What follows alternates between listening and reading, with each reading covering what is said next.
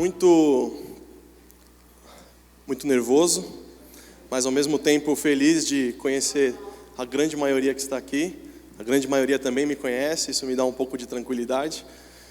E eu estava refletindo sobre que mensagem trazer, como eu poderia ser usado por Deus para abençoar a vida de vocês. Refletindo também sobre a minha última ministração, a maneira como foi, como Deus fez no nosso meio, eu comecei a pensar, Deus, eu não quero que seja algo do Renan para esse domingo. E eu iniciei então um processo de jejum. Falei, Deus, eu quero buscar o Senhor com muito mais intensidade nesse tempo, eu quero que o Senhor fale, eu não quero que seja algo natural de mim para as pessoas, mas que seja algo do Senhor para a vida delas, porque isso sim traz transformação. Embora nós viemos de uma maneira natural a pregar a palavra de Deus, aquilo que transforma justamente é a maneira como o Espírito Santo nos convence da palavra, da maneira como a palavra é pregada. E para aqueles que não sabem, acho que a grande maioria não sabem, eu trabalhei alguns anos ministrando treinamentos. Então estar aqui na frente de pessoas, falar sobre algum tema nunca foi uma dificuldade para mim.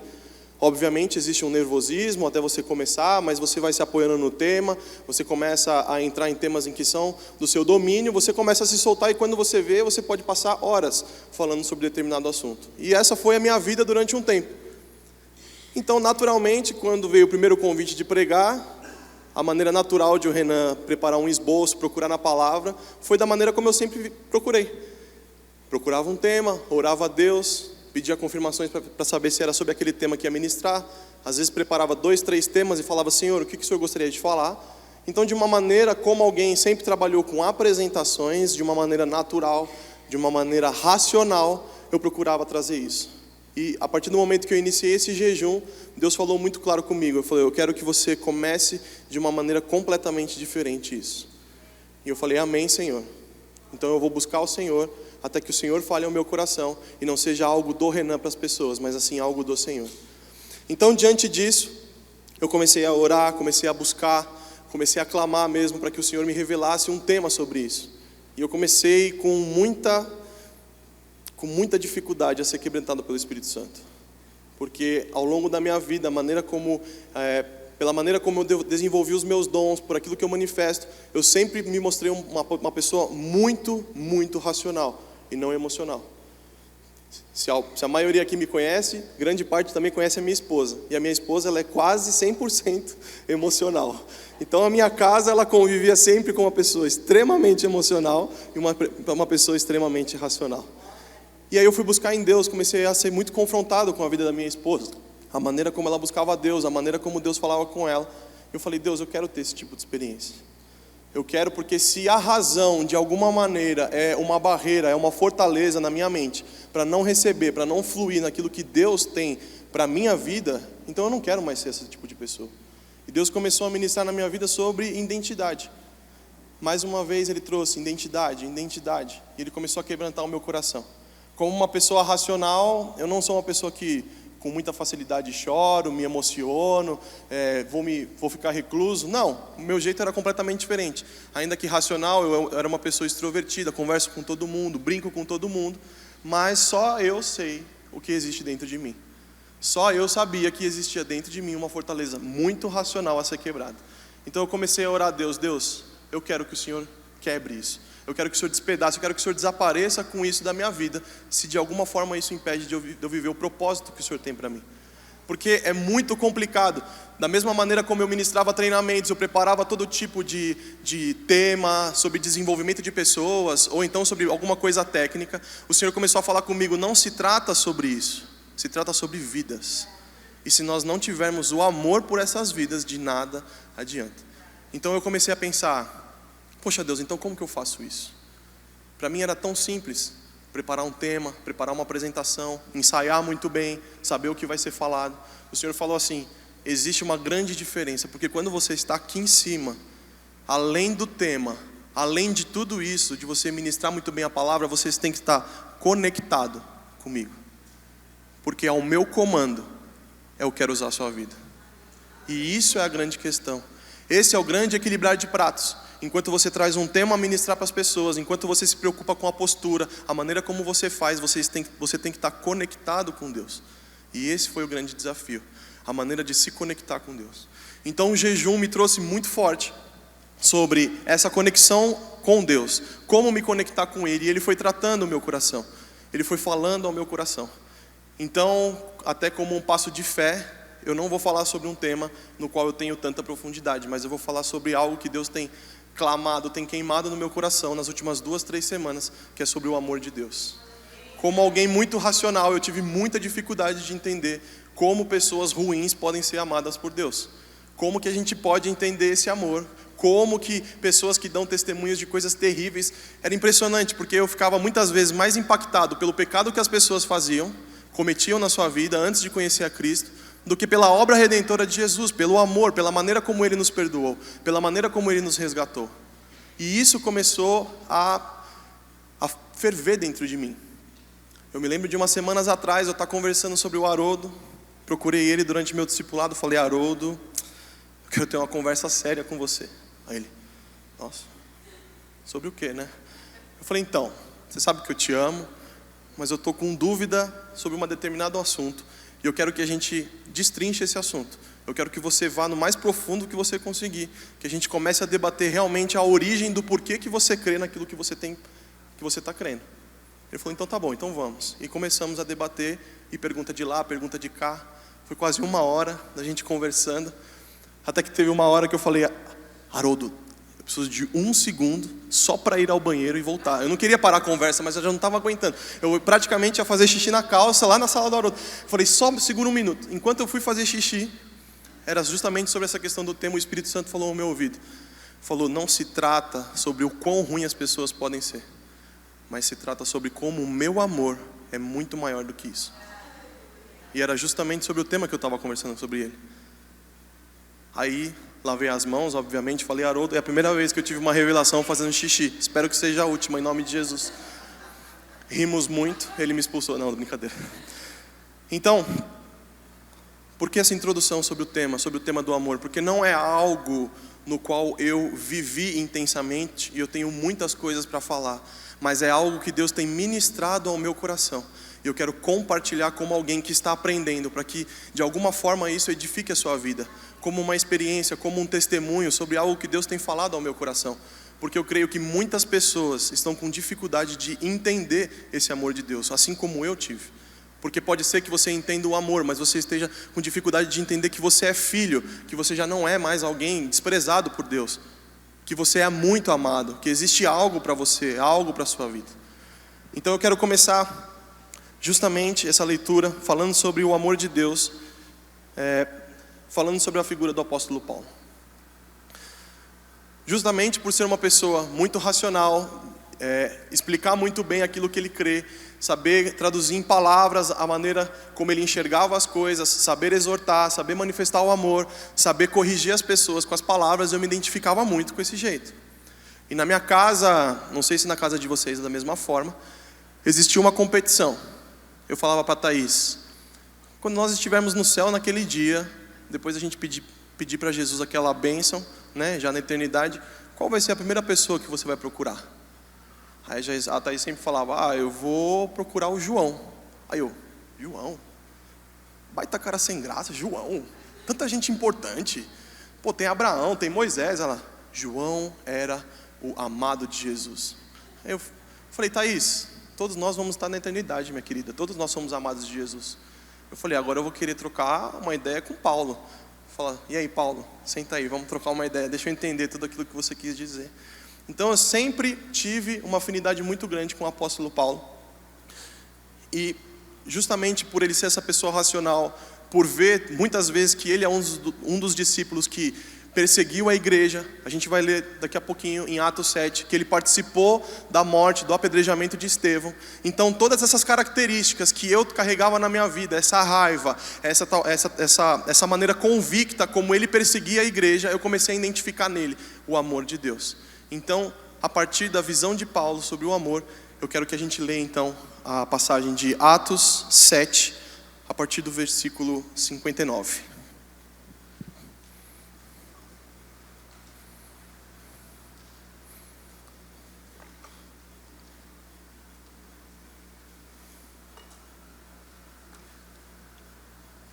Deixa eu só confirmar se é do 59. Você é um antes.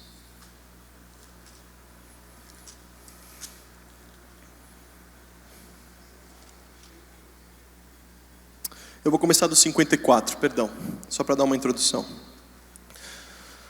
Aqui, após uma pregação poderosa de Estevão, como o Espírito Santo estava usando a vida de Estevão, trouxe um grande confronto naquela região. E os religiosos da época se sentiram expostos pelas palavras de amor no qual Estevão vinha pregando. E se você for pegar justamente a pregação de Estevão, depois que ele é levado ao Sinédrio, eu recomendo que você faça uma leitura atenta de Atos 7, porque existe ali um resumo muito bem feito de tudo que acontece, dos principais pontos que acontecem, desde o Antigo Testamento até a consumação dos fatos em Jesus Cristo. Ao ponto em que, a partir do versículo 54, ele diz assim: ouvindo isso, ficaram furiosos e rangeram os dentes contra ele. Mas Estevão, cheio do Espírito Santo, levantou os olhos para o céu e viu a glória de Deus, e Jesus em pé à direita de Deus, e disse: vejo os céus abertos e o Filho do Homem em pé à direita de Deus. Mas eles taparam os ouvidos e, dando fortes gritos, lançaram-se todos juntos contra ele, arrastaram-no para fora da cidade e começaram a apedrejá-lo. As testemunhas deixaram seus mantos aos pés de um jovem chamado Saulo. Enquanto apedrejavam Estevão, este orava: Senhor Jesus, recebe o meu espírito. Então caiu de joelhos e bradou: Senhor, não os consideres culpados deste pecado. E tendo dito isso, adormeceu. E Saulo estava ali, consentindo na morte de Jesus. Pesado. De Estevão, desculpa. Muito pesado, muito sério o que acontece. Eles são expostos pela palavra de Deus, o Espírito Santo revela a podridão que existia no coração deles, e não existe outra reação. É muito natural, quando a gente prega a palavra, tem pessoas que não conseguem aceitar, não conseguem enxergar. Só que como a palavra é verdade, ela muitas vezes denuncia o que está dentro de nós. Uma das grandes experiências que é muito difícil a gente explicar por meio de palavras, quando a gente prega o Evangelho, a primeira pessoa que é beneficiada somos nós mesmos. Então, aquilo que a palavra diz, de que antes mesmo que a palavra chegue à nossa boca, Jesus já tem conhecimento disso, Deus já sabe o que é, quem está pregando é a primeira pessoa a ser ministrada. Então, a partir do momento que você está ouvindo, você já está sendo a segunda pessoa a ouvir, porque a primeira sou eu. Então, enquanto eu falo isso, enquanto eu ministro a vida de vocês, a primeira pessoa impactada por isso sou eu mesmo. Então, a partir dessa questão horrível do que acontece com o apóstolo Paulo, a maneira como ele estava ali ainda preso por uma cegueira, preso por um amor que ele julgava ser verdadeiro pelo Senhor, ele compactua com esse apedrejamento, com a morte de Estevão. E isso mostra que a gente achar que o apóstolo Paulo foi uma grande bênção e ele foi, isso não exclui que antes disso ele estava preso pelo engano. E ele precisava de Jesus. Ele precisava desesperadamente, como todas as pessoas que não conhecem Jesus, elas precisam dessa redenção. Elas precisam desse esclarecimento. Um amor mal ajustado, um amor não justificado, um amor que não tem Cristo na sua centralidade, ele não é um amor verdadeiro. Porque Jesus diz: eu sou o caminho, a verdade e a vida, e ninguém vem ao Pai senão por mim. Vamos passar a leitura então do texto de Romanos 5, 20 e 21, que vai dizer exatamente sobre como a lei, como esse amor estava cego diante dos olhos de Paulo.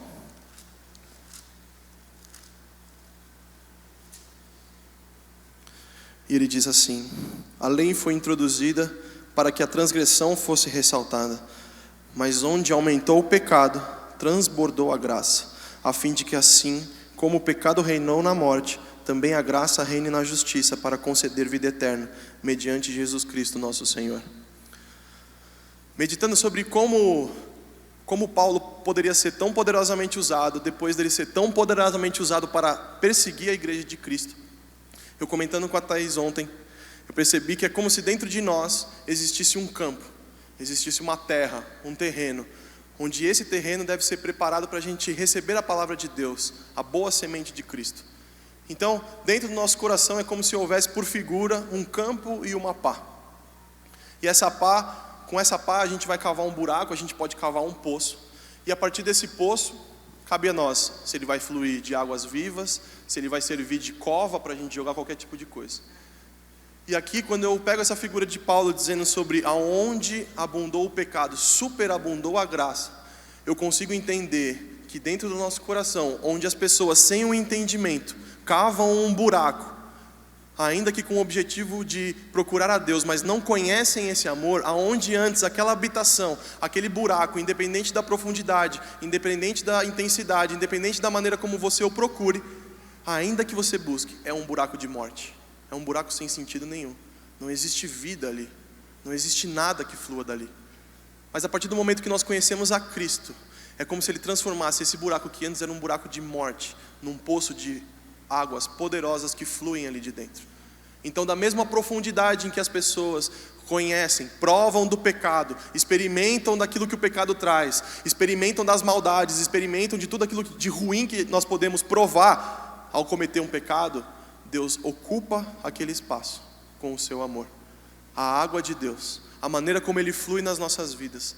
Então, na minha ignorância, na minha maneira de pensar, eu pensava, não, tamanho pecado não tem como ser perdoado. Mas justamente essa medida, aonde você tem uma medida de pecado, iniquidade, de maldade, de tudo aquilo de ruim que pode existir, você tem a abundância, você tem muito mais disponível do amor de Deus sobre aquilo. É como se você não conseguisse, à medida que você cava esse poço dentro de você, esse espaço, ele não vai ser preenchido na sua totalidade, nem mesmo pelo pecado, nem mesmo pelas práticas, nem mesmo pelo dinheiro, nem mesmo por toda adoração. Nada pode preencher. O preenchimento só vem com a graça de Jesus. Só vem pela redenção e o entendimento de que é a obra de Jesus que nos tira da morte e nos leva para a vida. Sem essa revelação, as pessoas cavam cada vez mais poços mais profundos. Se a gente for pensar, hoje em dia é muito normal as pessoas adorarem ao dinheiro. Se sinônimo de dinheiro fosse felicidade, todo rico não teria nenhum tipo de problema. Se a vida de esbórnia, a vida de festa, a vida de todos os tipos de compromissos e viagens fosse realmente uma verdadeira felicidade, todas as pessoas que têm condições para fazer isso não seriam tristes. Ninguém se mataria, ninguém precisaria de ajuda, ninguém precisaria de psicólogos, ninguém precisaria da presença de Jesus na sua vida. Agora, quando nós entendemos que esse espaço dentro de nós só é preenchido pela presença de Deus, isso muda a nossa maneira de compreender a vida. A nossa vida começa a ter sentido. Esse poço começa a ter uma utilidade. Ele não é só mais um buraco. Ele não é só mais uma armadilha para a nossa vida. Ele não é só mais algo deixado ali para que algum animal caia, para que você mesmo caia numa cilada. Não, existe ali algo de Deus para você, no qual constantemente Deus vai falar com você. Constantemente Ele vai te provar que Ele é o Deus da sua vida, Ele é o Deus da sua redenção, que Ele te ama. Então, dessa maneira, a gente consegue perceber que o foco de Paulo era muito, muito mal ajustado. É quase como um amor cego, é quase como se ele tivesse dominado pelos seus próprios instintos. Ele estava convicto de que aquilo que ele fazia para Deus era correto, mas Deus nunca chamou ele para aquilo. Então a gente consegue ver no texto de Filipenses 3:2, a maneira como ele começa a descrever o quão ruim ele era e o como, em comparação ao que ele descobriu em Cristo Jesus, isso sim era excelente.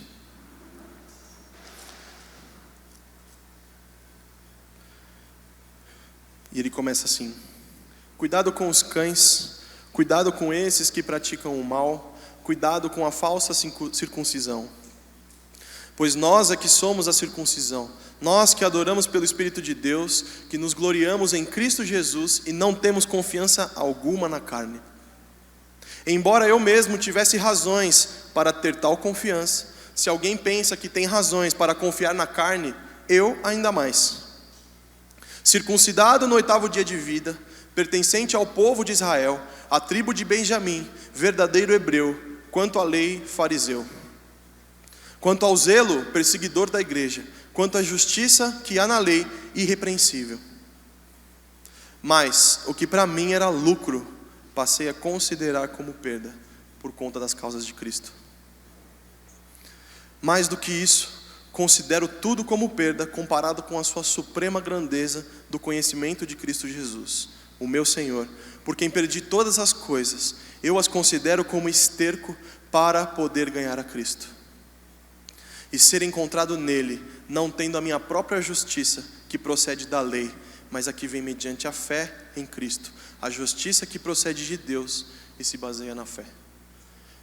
Então, voltando para esse exemplo do poço, de toda iniquidade, de tudo de ruim que poderia acontecer dentro de nós, Paulo ele olha para aquilo e fala: aquilo que deveria ser motivo de orgulho diante de vocês, que são pessoas carnais, muito mais eu tinha, irrepreensível na lei.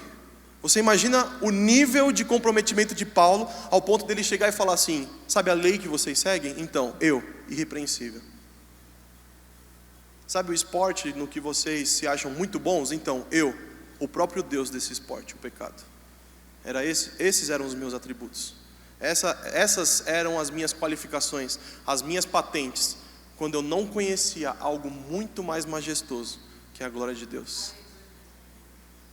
E não é que ele compara com qualquer tipo de coisa, não é que ele compara qualquer tipo de glória. Tudo que ele tinha, ele considera como perda. Tudo que ele tinha, ele compara isso a esterco. Você quer coisa mais desprezível do que o esterco? Ou seja, qualquer tipo de classificação, qualquer tipo de nomeação, qualquer tipo de reconhecimento que você possa ter da prática do pecado, comparado à magnitude e o amor de Deus, isso não é nada. Nada. E eu, dentro da minha ignorância, achava que de alguma forma, por ter cometido tantos pecados ao longo da minha vida, o amor de Deus não era suficiente para mim. Em certos momentos, talvez, eu até me vangloriasse até de coisas que eu cometi na minha vida, de coisas pelo qual eu passei, ao invés de proclamar: Jesus Cristo mudou o meu viver. O poço que antes habitava a morte, hoje habita a vida. O poço que antes eram ossos secos, hoje flui águas vivas, e eu posso ajudar pessoas, eu posso conduzir pessoas, eu posso transformar a vida de pessoas, não por mim, mas pela palavra que eu conheço, pela palavra que mudou a minha vida. É muito difícil a gente pregar a palavra de Deus sem nós conectarmos isso a uma experiência que nós tivemos. Tenta fazer isso. Tenta pegar um texto da palavra e colocar isso goela abaixo na vida das pessoas. É muito difícil. Agora, a partir do momento que você coloca a sua vida naquilo, você fala: olha o que Deus fez na minha vida.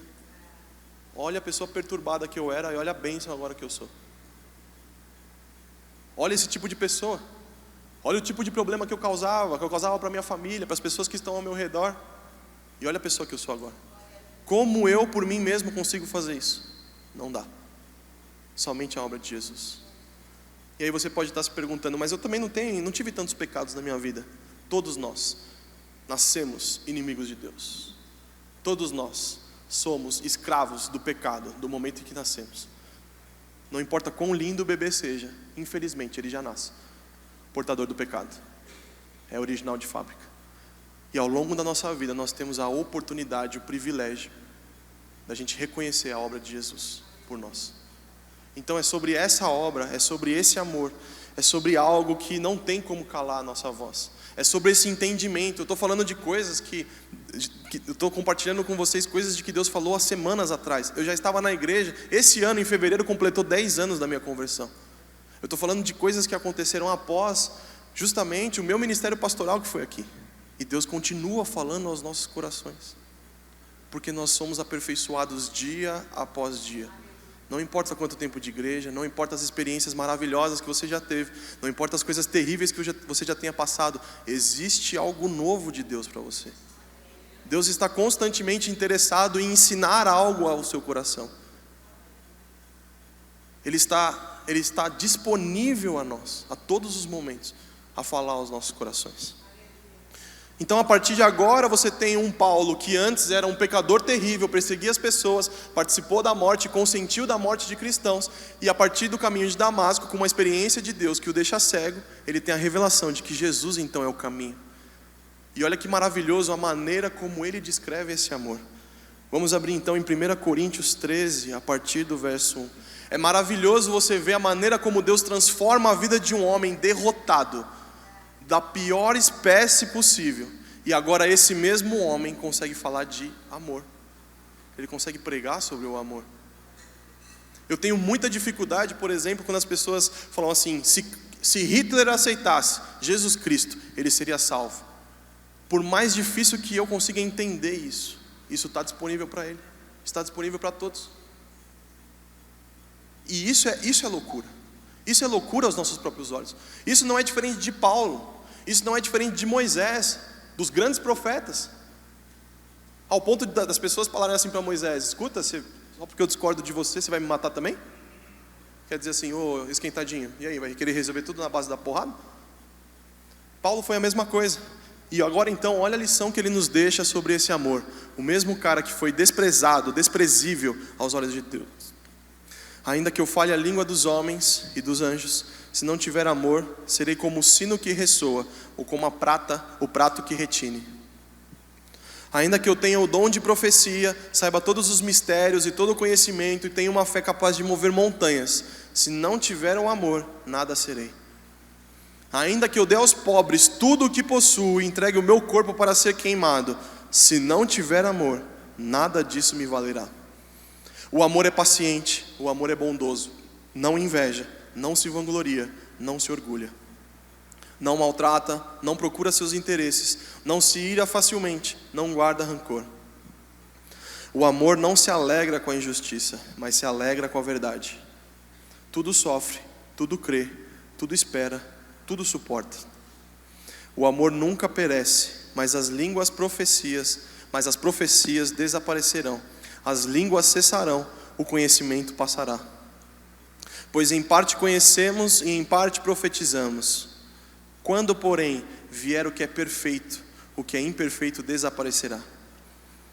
Quando eu era menino, falava como menino, pensava como menino e raciocinava como menino. Quando me tornei homem, deixei para trás as coisas de menino. Agora, pois, vemos apenas um reflexo obscuro, como em espelho, mas então veremos face a face. Agora conheço em parte, então conhecerei plenamente, da mesma forma como sou plenamente conhecido. Assim, permanecem agora esses três: a fé, a esperança e o amor. O maior deles, porém, é o amor. É inacreditável olhar para essas palavras e associar que essa mesma pessoa era a pessoa de Atos. Isso é inacreditável. Aonde abundou o pecado, superabundou a graça de Deus. Isso é o amor de Deus. É sobre isso. Era impressionante. A partir da leitura de Crônicas, você começa a perceber que todo início de capítulo, no qual Deus, o Espírito Santo nos revela sobre o reinado de um rei, ele dizia: e esse rei buscou ao Senhor. E não por coincidência o que acontecia com aquele reinado? Prosperava. Agora, um caso muito curioso, em 2 Crônicas 33, ele começa a descrever sobre o reinado do rei Manassés. E ali ele começa a falar sobre como Manassés, ainda influenciado, sofrendo as influências do seu pai, ele começou a adorar outros deuses. Construiu dentro do templo do Senhor altares a outros deuses. E obviamente Deus reprova isso. Em todos os capítulos de reis que não cumpriram aquilo que Deus tinha expectativa sobre a vida deles, o reinado foi desastroso. Mas nesse rei, porque ele foi subjugado, foi levado como escravo, a palavra diz que ele se humilhou diante de Deus, e ele voltou ao Deus dos seus antepassados. Mesmo um rei, com todo o seu poder, com toda a sua autoridade, que fez o que era detestável diante de Deus, ele entendeu que ele precisava retornar a um lugar que os seus antepassados tinham. Ele estava falando sobre a raiz de Davi. Ele está falando sobre a influência do Deus de Davi, do Deus de Isaac, do Deus de Jacó. E aí ele se humilha, e a palavra diz que ele procurou mesmo o Senhor, arrependido daquilo que ele tinha feito. A palavra chega a dizer que quando ele é levado para o cativeiro, ele tem argola presa ao seu nariz. Imagina a humilhação que ele sofreu. Mas isso não é o suficiente, não é nada comparado. Então ele se humilha diante de Deus, e Deus, por misericórdia, ele ouve as orações daquele homem. O único rei que começou de uma maneira ruim, se arrependeu, e Deus mostrou misericórdia sobre a vida dele. Essa misericórdia está disponível para nós hoje. Essa misericórdia está disponível para nós todos os dias. É essa misericórdia que é impossível de entender, impossível da gente colocar em palavras, é que o Espírito Santo nos ajuda a colocar isso no nosso coração. Porque eu lia o que Paulo dizia em Filipenses sobre o viver é Cristo e o morrer é lucro. Se nós não temos a maturidade do entendimento desse amor, do entendimento desse resgate, a gente não consegue compreender por que nós entregaríamos a nossa vida por Cristo. Agora, quando a gente entende que agora existe um rio dentro de nós, que habita esse amor, é porque esse amor toma uma proporção na nossa vida que nada mais importa, que nada mais tem espaço na nossa vida, nada, ao ponto de você falar, o viver é Cristo agora, minha vida não tem sentido sem Ele. Os poços que antes habitavam morte agora habitam vida, os vales de ossos secos agora possuem vida. Nós louvamos a Deus, nós sentimos a presença de Deus. No louvor era palpável você sentir a presença de Deus aqui. É sobre isso que nós falamos. Então o viver agora é para isso. E o morrer é lucro. Agora nós temos o entendimento do motivo pelo qual vale a pena entregar nossa vida. Cristo é o verdadeiro motivo pelo qual vale a pena entregar nossa vida.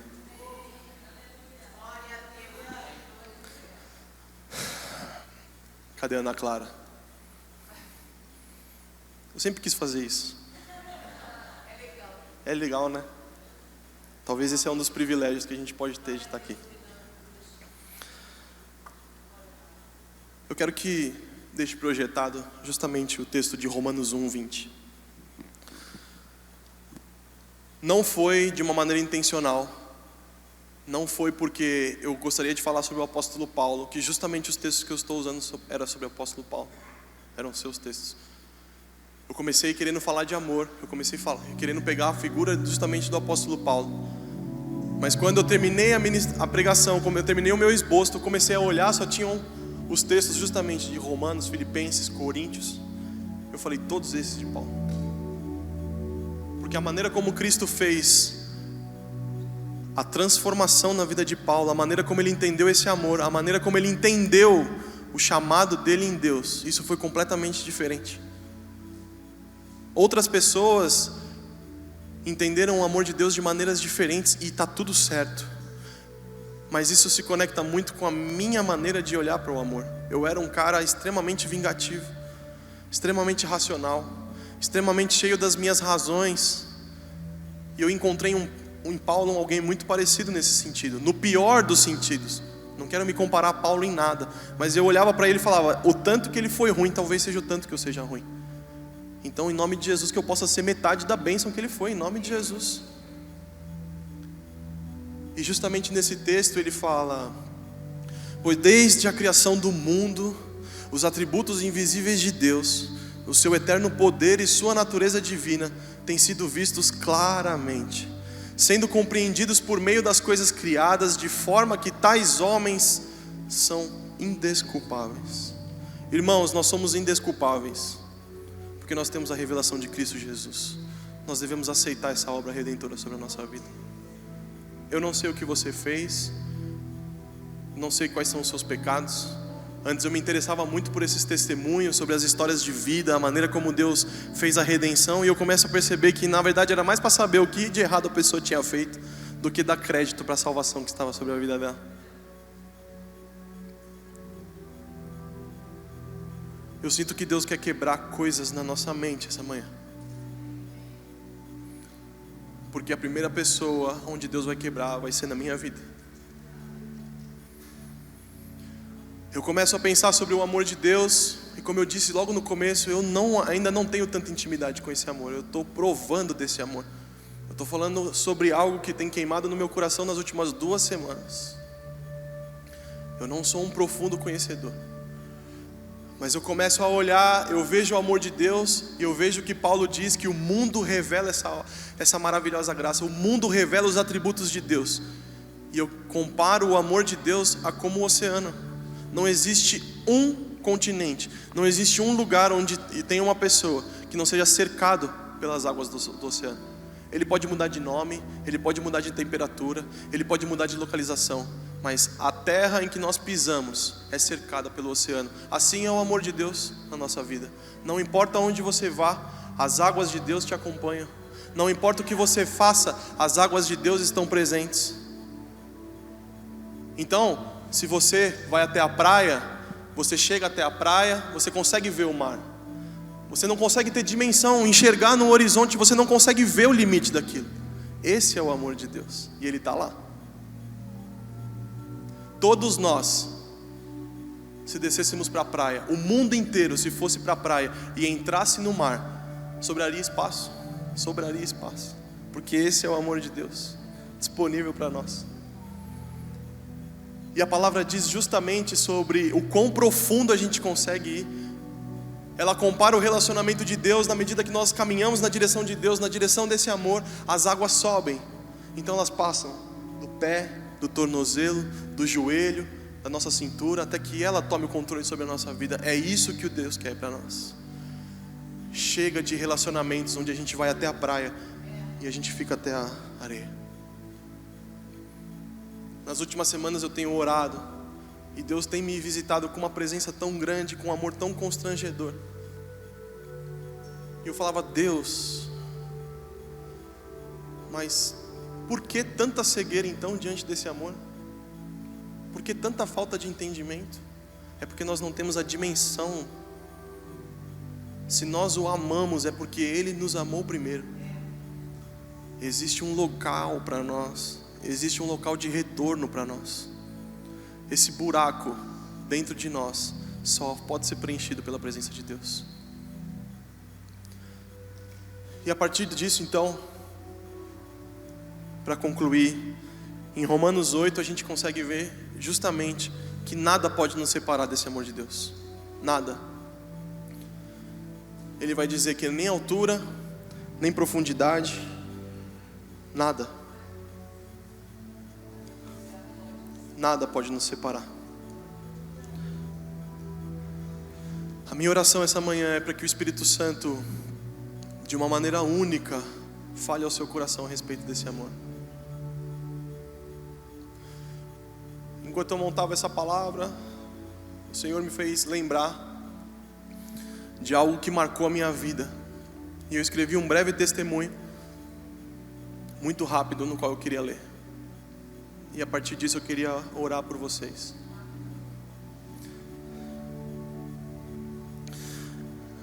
Ele diz o seguinte: é como se Deus estivesse me dando a visão sobre algo que viria a acontecer. Eu vejo a cena de um pastor pregando sobre o amor de Deus, dando testemunho de como ele buscou em Deus algo excelente a compartilhar à igreja. Mas Deus havia planos de algo muito superior. E ele via como um filme passando à sua frente, contar sobre como, com todas as suas forças, ele rejeitou esse amor. Fez de tudo, se certificou de percorrer de maneira veloz na direção oposta a esse amor, pelo simples fato de não conhecê-lo. Desprezou de maneira orgulhosa a solução que, de maneira intensa, ele sempre buscou. Ainda que em pensamentos e intermináveis debates em sua mente, ocorreram situações onde ele se colocou à prova diante disso. Até que um dia, pela boca de uma viúva, alguém que previamente julgou debilitado pelas circunstâncias da vida e pelo momento em que ela passava, ouviu o conselho mais sábio, tornando desprezível todo o contexto daquela conversa, momento de vida, e sendo ali exposto de uma maneira absurda ao Espírito Santo. Seria mentiroso, apesar de romântico, dizer que naquele dia minha vida se transformou, mas não. Como um alimento cru colocado num fogo baixo, a exposição a esse amor foi descongelando uma pedra de gelo, onde em algum lugar ao longo desse processo encontrou-se um coração. Eu consigo, sem falsa modéstia, me enxergar nas palavras de Paulo, porque eu acredito que eu era tão ruim quanto ele, ao dizer sobre, por zelo, ele perseguiu os cristãos. Diante da magnífica expressão de misericórdia, ele considerou tudo isso como perca. Eu não sei o que tem aprisionado a sua vida, eu não sei quais são as dores que você tem passado, eu não sei o quanto você se culpa por aquilo que você já fez, mas eu conheço um amor que é capaz de cobrir tudo isso. A única coisa que Ele pede de nós é que nós sejamos sinceros diante dEle. A única coisa nesse processo que Ele pede de nós é que nós possamos associar esse amor à obra redentora de Jesus naquela cruz. Eu encontrei nele o melhor argumento para alguém racional. Eu encontrei nesse amor uma nova maneira de viver. Eu encontrei nesse amor algo muito superior a toda a razão, a todo tipo de argumento que eu poderia dar, a todo tipo de desculpa que eu poderia trazer à sua vida. Eu encontrei nesse amor algo simples em que eu mesmo desprezei. Não tem sentido a nossa vida sem a presença de Jesus. O amor dele nos toma. A maturidade e o entendimento desse amor que nós devemos buscar é: o viver é Cristo e o morrer é lucro. Como eu mesmo provei, eu quero que você prove desse amor, se você algum dia não provou. Então, em nome de Jesus, com a sua cabeça baixa, orando para que o Senhor fale ao seu coração, eu quero me colocar à disposição, se você tem esse tipo de dificuldade. Porque só eu sei como foi difícil sair dessas fortalezas de mente. Só eu sei como foi difícil me convencer de que o amor, algo que não era racional, viesse a destruir as minhas certezas.